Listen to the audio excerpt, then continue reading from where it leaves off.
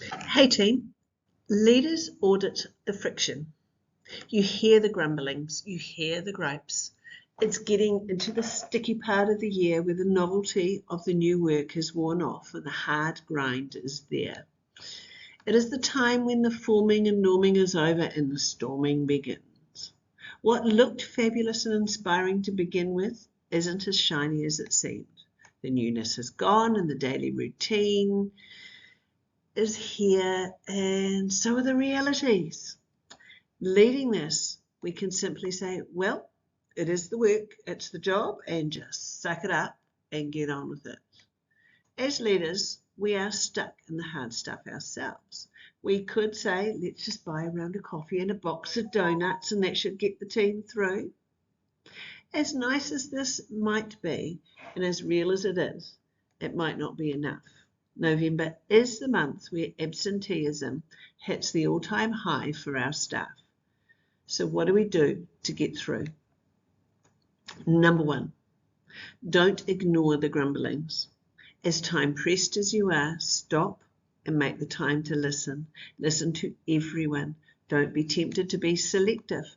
Those distant voices can actually be the most important ones.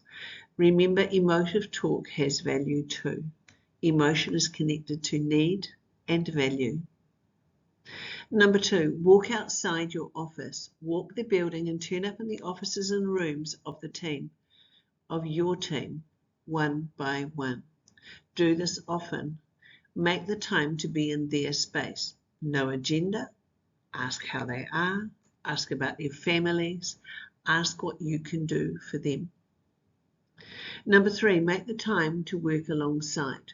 Turn up and co-teach or co-present or facilitate for and with the team.